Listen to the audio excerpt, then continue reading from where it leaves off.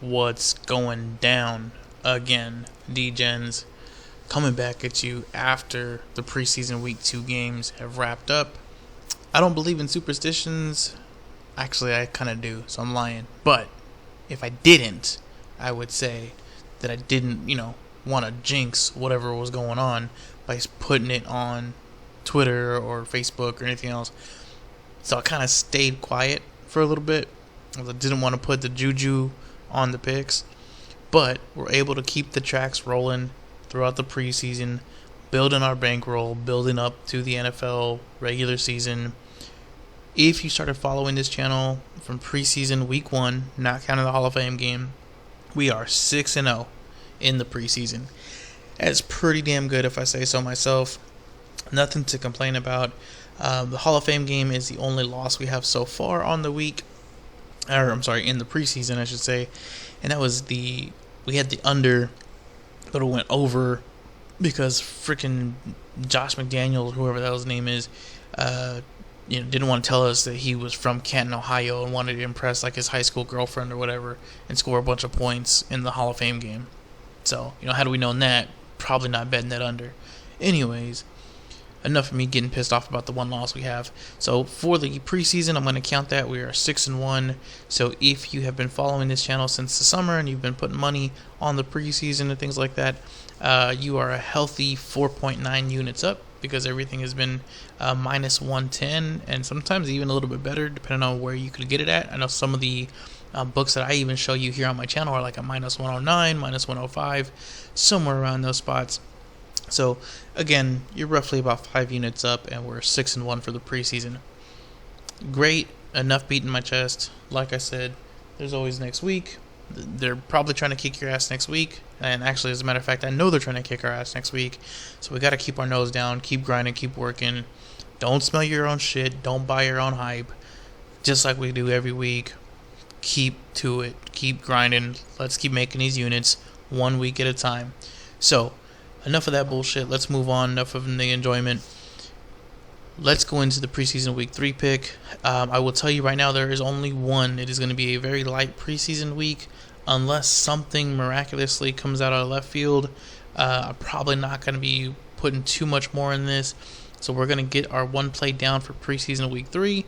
We'll keep our, kind of ear to the ground, see if there's something else that pops up. Late scratches, or maybe a starter is going to play in week 3 for whatever reason. And that may kind of change some things. But as of right now, the lines are going to already start moving. They haven't been so drastic this week. And I think that's because of exactly what I'm saying. A lot of people are taking this week pretty light because it is a lot of just like backups and subs and nobody knows jack. So a lot of people are taking it pretty light. Not a lot of line movement. Not like last week. If you remember back to last Monday, the lines were going batshit crazy, like within an hour of them dropping. This week we have had some movement, but nothing too crazy. It's usually like within a half point or a point. So, what is the pick for preseason week 3? Well, let me tell you, it is... No, I'm not going to say it yet. So, after preseason week 3 talk, we are going to go ahead and talk about the week 1 picks, because I am looking at another one to try and add, and then even the week 2 picks that we kind of have on our radar, on the docket. And we are, at least I am already putting down little chunks, not full units, but like a quarter unit, half unit here and there. And the reason we're doing that is to get the best of the line before everything moves, while also not dedicating too much to the future. All right, enough of me trying to pull your leg here. So for week 3, the pick is going to be the Saints and Packers under their total of 37. I'm sorry, Saints and Chargers under their total of 37. And let me give you some reasoning why on this one. So I'm going back to last year, 2021 preseason week 3. It would probably help if I actually had preseason week 3 up here, but there it is in front of us now. So if we go back and check what happened last year with these teams involved, again, that's the Saints and the Chargers. The Saints last year actually had their game canceled. I believe this was something going on with the stadium or travel, or I can't remember off the top of my head, but it was canceled either way, so they didn't even get to play in the week 3 game. However, the Chargers did get to play in the week 3 game, at Seattle, and they put up a total of 0 points. Now, if you look a little bit further into this, you'll see that it was, I believe, like their third, possibly even fourth string quarterback that ran the entire time. So they did not give anybody else even like a sniff at the ball. It was very much just a let's get out of here healthy kind of game. There we go. Sorry, I tried to pull this thing up. So Daniel was the one who was running the snaps, right? And again, he played the entire game, 234 yards, blah, blah, blah. Obviously, no scores. Really, not a whole lot to speak about there. And again, we already knew this. Brandon Staley and the Chargers are definitely a bet against team in the preseason. He just doesn't give a shit, quite frankly. Now, if you go back to this year to kind of take a look at what he's done so far, actually, I'll tell you what, let's take a look at that. You'll see pretty clearly that he hasn't really been giving much of any effort. Now, obviously, he's lost both these games, so he's 0-2, and that may make you think, like, hey, maybe we should lean Saints here. I'll show you why we're not going to do that in just a second. But in these games, keep in mind that the two teams that they've played, the Rams and the Cowboys, are both strong bet against teams in the preseason. Sean McVay has not done anything to inspire confidence in the preseason, essentially his entire career as the Rams head coach. But obviously he won this first game against the Chargers coming out week 1. Didn't put a whole lot of effort in there, wasn't really like starters or anything like that. Just got the win over the Chargers because they just didn't give a damn.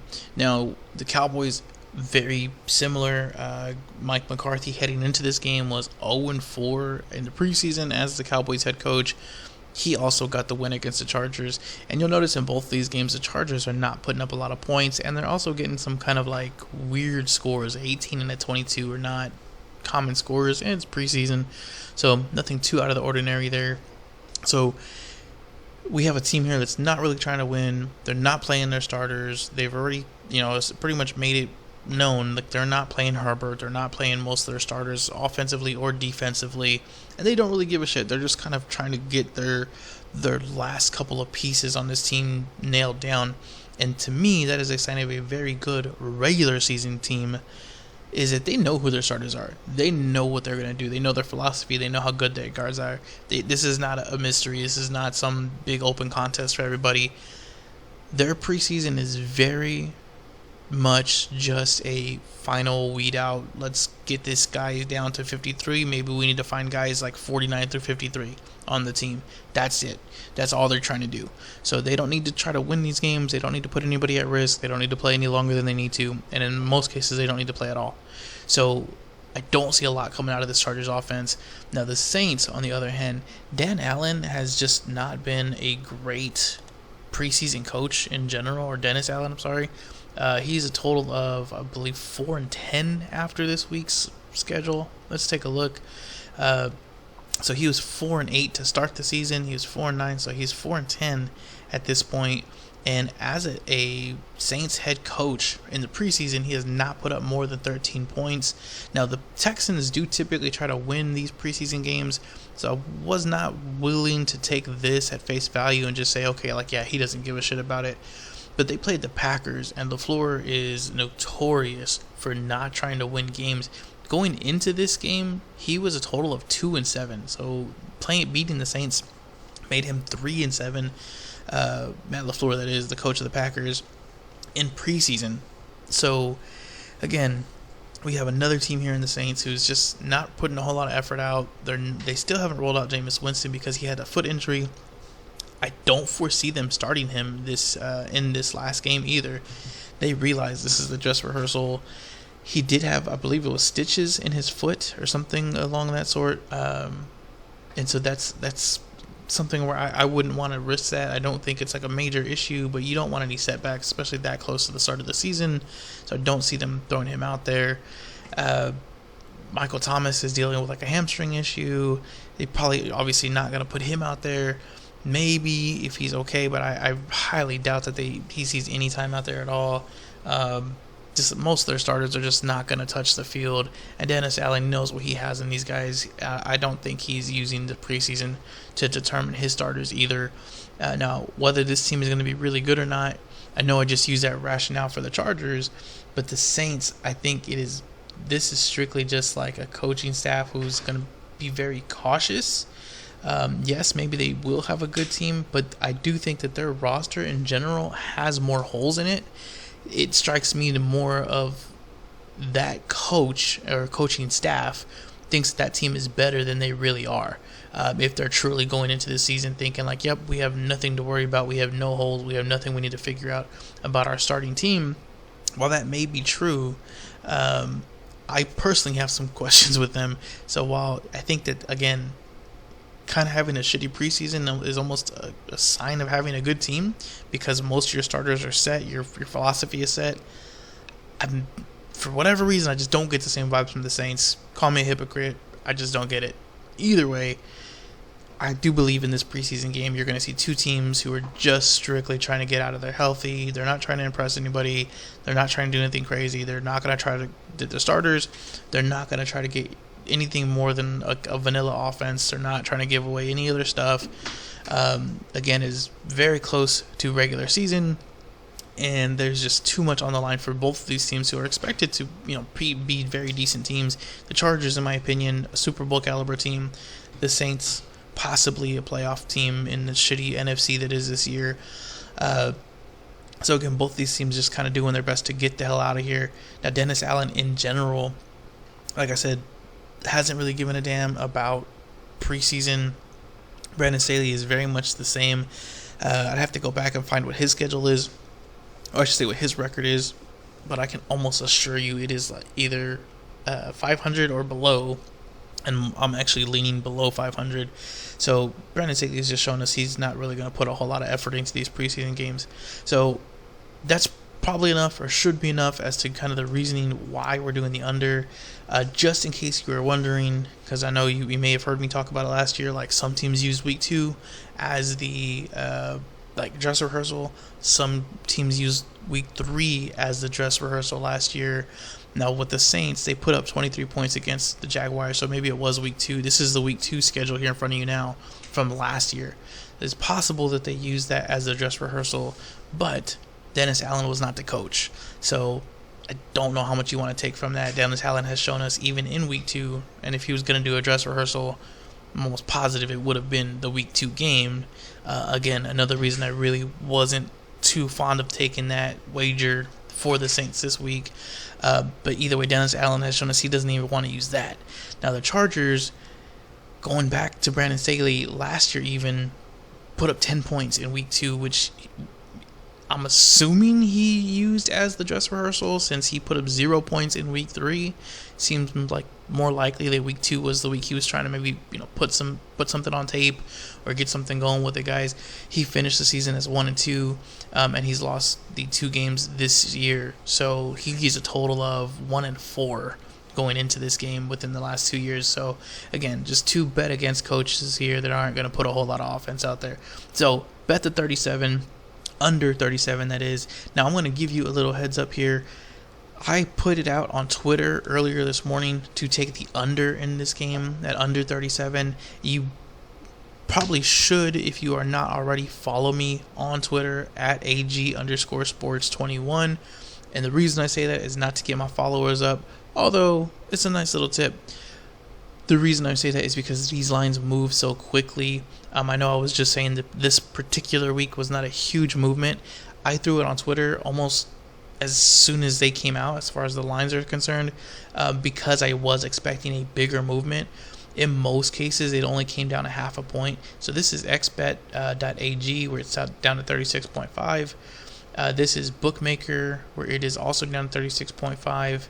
Every game Sportsbook does not even have a total for this game just yet. And this, if you use Every Game, they have some really good bonuses, and they're pretty good with their payouts and things. But just a heads up with Every Game, if you're a totals bettor, and I'm not 50-50, I'm probably more sides than totals, but if you are a totals bettor, especially if that's like your bread and butter, Every Game may not be the best fit for you, only because they tend to put up their totals very, very late. They want like all of the information, and typically because they are one of the last lines to go up, the line comes up pretty sharp because they're just going to use kind of like a conglomeration of everybody else's totals. So their total is going to be pretty sharp, and it makes it hard to win on the sides. Whereas these other lines are coming out earlier, and you can get on them faster. Kind of, you can be part of the sharps that whittle that line down. Whereas with every game, you have to wait until everybody else does it for you. So I have an account, obviously, with every game. I use them. But it's probably not my primary for sides. For totals. For sides, it's a different story. If you do look into every game, just one thing, and I don't think I'm on the right page here, because I'm in the preseason tab. In the regular season tab, they do have the Denver Seattle game at Denver -5, whereas most places have it at Denver -5.5. So if you do decide to get that, not the 5 is a key number, but if you are using every game, know that they have their advantages and obviously they have their cons. So BetDSI is the only one that I have seen, at least within the last hour of me taping this, and I'm taping this Monday night, it still has it at 37, and it is still at -110. There may be some other 37s out there if you look hard enough, but a lot of them are going to be juiced up to the under. So it's like -115. That was what I saw a little bit ago, like a half a day ago. And that is like noon on Monday. There's some other lines out there that are like 37 -130. So even if you buy the hook at the 36.5, you're probably looking at like a -125, -130, somewhere in there. So if you don't already have an account with BetDSI, this would be a good one to start off with, mainly because they do have a pretty good bonus, and they do have the best line right now on this particular pick. Just a heads up, like I said, any of these are probably going to allow you to buy the hook, but I like the under 37 just so that you do have that extra half point, and it's not costing you anything. So that's the pick for preseason week 3. Now, if we go into the first week of the season, and actually I'm going to pull up that line real quick. Alright, so here I am in the week 1 section here, and this is on GT Bets. Just to kind of go through some of the stuff. So the Rams haven't moved. Ravens are still at -7. 2 of our picks already. New England 2.5 or +115. This is one that is kind of sneakily moved. Earlier in the offseason, we grabbed New England at +135 on the money line, while the spread hasn't moved very much. The money line has moved, which tells me that there is some sharp money, or there is some money period coming in on the New England side. This Cleveland line move it from 1 to 1.5, I don't really agree with it. I'm kind of on the Cleveland side for this game, but I'm not necessarily touching it either. San Francisco, like I said in the last video, has moved. So San Francisco went from -6.5 to -7. There are maybe some -6.5s out there, but if there are, they're probably pretty juiced at this point. I believe most of the books that I work with are already down to the -7. So again, just a reason to follow along and get these as soon as you can. If you are interested in getting in this 49ers game, I would still buy the hook down. It's probably going to cost you like the -130, or -134 in this particular case with GT Bets. But I would still buy the hook. I just don't like going over -135 if you're out there looking for like a guideline to follow. Let's take a look at some of the other lines. I think that's pretty much the majority of the line moves. The Giants, again, we got them at +7 earlier in the summer. Now it's pretty much a +6 across the board.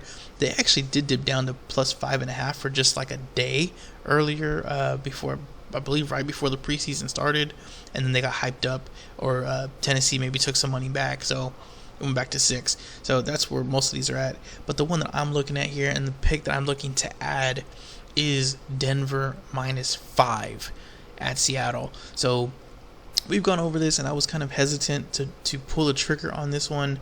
I will tell you right now, I only have about a half a unit down on this particular play, just so that you can see that there is a better line. -5.5 is pretty much the going line around there. But like I said, over here at Every Game Sportsbook, if you go down to this is the first week games, and go down to the very bottom, obviously, because it's the last one.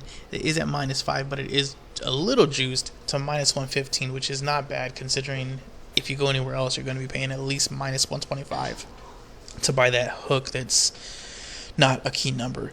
So again, I don't think it's a huge deal. I see value in this even up to the 6, really. So not huge depending on what book you're using, but if you can get the extra half point, you might as well get it. So the Broncos on this one, just a little rundown. These teams, or I should say the quarterback, right, Russell Wilson, is going to know the Seahawks. He's going to know their schemes and kind of what they do and how their defense is going to look. The reverse is also true. Obviously, the Seahawks, as far as Pete Carroll is concerned, his coaching staff is going to know Russell Wilson and what he does and kind of maybe how to take advantage of some of his quirks and things like that. So that goes both ways. The biggest factor to me here is that you do have a Broncos coaching staff who is brand new to Russell Wilson and a whole set of weapons that the Broncos have that the Seahawks have never had and never gave full reign to with Russell Wilson. So I don't care how much they know his tendencies, they don't know how the rest of these pieces around him are going to work, and they really don't have a great barometer on that. Yeah, he had Metcalf, and obviously he had Lockett last year and for a couple of years, which is great, and they may have some kind of idea as far as how maybe Cortland Sutton and Jerry Jeudy are going to work into this, but it's more so that backfield, that Javonte Williams and Melvin Gordon kind of 1-2 punch, how they're going to make that work. That average to slightly above average offensive line is much better than what the Seahawks were giving him pretty much his entire career there with Seattle. So a lot of those things are going to make a difference, and it's going to somewhat slow down what the Seahawks are trying to do against Russell Wilson. Aside from that, I've been watching these Seahawks in the preseason because typically Pete Carroll is a bet on coach for the preseason. These guys just cannot get shit done. I do believe they're going to come out and still try to get a win next week. They're playing the Cowboys in week 3 for the preseason. I thought about it, but I'm not really keen on pulling the trigger on that one. It's Seahawks -3 at this point if you're interested at all. But from what I've seen from these guys, either they don't know how to go down the field or they don't have the personnel to get the ball down the field. And I think it's more so that Pete Carroll doesn't want to go down the field. That was the whole strife between him and Russell Wilson. And you just have a stubborn defensive coach who's still trying to run his team like it's 1995. And unfortunately, that era has kind of passed him by already, and it's going to come back and bite him in the ass. In the preseason, he's one of these coaches who, again, likes to try to win, but because he's running the ball so much and because his quarterback just room is not giving him a lot of talent, they can't get him out of those jams. They're not Russell Wilson. He can't run for a yard and run for another yard and then expect somebody like Geno Smith to bail him out on a 3rd and 8 the way he did with Russell Wilson. And while I think the preseason is telling in that they're not getting a lot of offense out of what they're trying, I think it's going to be more telling when you see teams try to adjust to not having star quarterbacks like Russell Wilson. So when they take the field, when they get into live fire and they understand hey, we're down with 3rd and 7, 3rd and 8, 3rd and 9, and they don't have that ace in the hole, I think it's going to come back to really bite them in the ass. On the other hand, Russell Wilson's still going to go Russell Wilson. The Seahawks defense, for as good as it's supposed to be, has been leaving a lot of room for error on the field, a lot of room between the defensive linemen and the linebackers, and really just giving up a lot of cheap, easy passes that end up going for way more yards than they should. A lot of easy slants, a lot of easy dump-offs, a lot of just easy checkdowns that should go for 2, 3, 4 yards and end up going for 7, 8, 9 yards, and just big chunk plays. So if you haven't already watched some of the Seahawks preseason games, I would suggest that you do so. And again, obviously it's still preseason, so they're not running out the full playbook. But just the scheme that they have going, and even their starters are getting kind of outclassed by some of these guys on the other side of the ball. And it's not going to get any better once they get under live action. The only thing the Seahawks have going for them, in my opinion, is that you have a brand new coaching staff with the Broncos. And that's, again, statistically not a good fit for winning as far as first-time head coaches going up against veteran head coaches in the first season openers. Now, I know I've said this before, but typically those first-time head coaches win in their season openers about 25% of the time, which means that there should be, I would say, let's just round it and say 2 of these first-time head coaches that win for week 1 this coming year, obviously. I think that this may be one of them. I do believe that the Broncos are going to win this game here. On paper, the Broncos should win. The Madden algorithm has them, I believe, about even. Let me take a look at that real quick.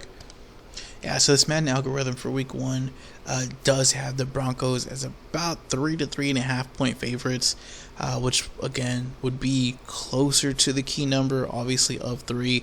And it could be that that's, close, but I do really truly believe that if the Broncos win this game by 3 points, 4 points, it's very easily 6 points. Again, keep in mind we keep one standard deviation kind of as the expected norm for deviance. So I had this kind of handicapped at like a 17 to 20 in the initial stages of this, and this is going from last year's coaching algorithm, which is over here to the right hand side, because of the issues the Seahawks are having and because of how decent the Broncos are looking, as well as how how talented they have been.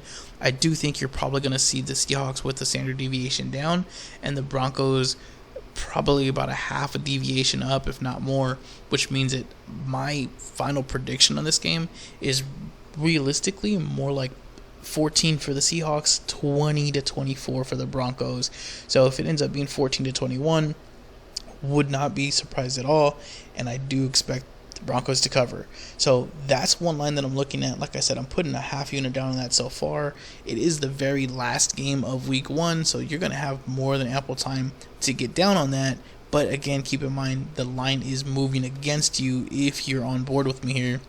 Most places are going to be at 5.5, and because the 5 and the 5.5 and the 4 or 4.5 are not key numbers, again, I wouldn't be surprised to see that number up to Broncos -6 by the time we get to kickoff. Maybe even more, depending on how much steam the Broncos get between now and then, or how downplayed the Seahawks get between now and then. So just keep that in mind. I would try to grab that sooner than later, but if you can't, maybe you're waiting on something to come in for Week 1. Maybe you're waiting on that Rams game to get settled, and if hopefully you get the win the first week, turn it around, because that's a Thursday game. This is the Monday night game. You may have just a little bit of a kind of room for a margin for error there to get that unit turned around and put onto that Broncos game. So that's the Week 1 last. That's going to be my final pick for Week 1. Roughly, we're going to have about 6 units at stake for Week 1. It's just a little bit more than I like. Really, I'd like to try to keep it between like 3 and 5. But it's Week 1, so we've been prepping all summer long, all preseason long. I've been reading, studying, watching, all that stuff. So if you're going to take a big swing, Week 1's probably the week to do it. As far as Week 2 is concerned, we already have the Bengals +3 at the Cowboys in our pocket. And again, for right now, that's about a quarter to a half unit play, depending on how much you have in your bankroll left over. But the play that I want to add on to that is going to also go along with this Broncos team. It is the Texans at the Broncos under 42.5 for Week 2 of the regular season. So here's the game. It is 42.5. So under 42.5. The line is at 10.5 for Denver. I personally think that line is too big. The line, in my opinion, should probably be closer to like a 6. I do think that Houston's getting just underrated, and so you may have some value betting that side if you want to do it. It's kind of the same thing I said last time. If you don't think they have a chance to win, I'm not going to bet the spread. So I'm not taking Houston in that game. But I don't blame you if you want to, just because it's a kind of a value play. As far as the over-under, though, Denver has not allowed more than 39 points in their home openers for about 5 years at this point. Also, Houston has been a notoriously slow team. Now, I understand that they have Lovie Smith. Lovie Smith is obviously the new coach this year for them, moving over from the coordinator spot. He's also a notoriously slow coach as far as just the pace of play. So, last year it was the second half that was very slow for Houston. Just knowing Lovie Smith, I think that's going to be more the first half this year. So, maybe the full game. But if they fall behind early, obviously, then they're going to have to pick it up. But I do think Houston is going to probably have a very slow first half. That we're still going to be dealing with high altitude very early in the season. Obviously, they're playing in Denver, Mile High Stadium, second week of the season. So these guys are not at midseason form yet. They're still kind of, gasping for air, playing full speed while you're not up to stamina just yet with high elevation. So I think you're going to see some fatigue set in, and I think Denver should have this game pretty well handled by halftime. Hopefully everything goes according to plan, and if that's the case, it's really just a matter of playing defense against, you're expecting the pass. You know what Houston's going to do. You know the players they have. You know Brandon Cooks is going to probably be their deep threat. Really not a lot of surprises that Houston has to throw at you, where Denver can just kind of run and milk that clock and just use Russell and guys like Cortland Sutton when they need to. So a lot of things pointing to a slow-paced game, most likely a low-scoring game. And again, because it's under 42 and they're going to give you roughly about a fourth of the points by taking Houston at 10.5, that's the side I would lean to if I was playing the side. I just feel more comfortable with the under 42.5. This game is another one I have capped at like a 20-10 kind of game, and that's even kind of pushing it. I would, if at the very top, again, kind of our standard deviation pages here, again, I would say Denver at about 24 points, Houston at like 14. So even if both of these are, let's say 17, so even if both of these teams were to hit their top, one standard deviation variances, you're looking at a 41-point game, and I don't think that that's likely to happen. You probably have about a 5 to 10% chance of that happening.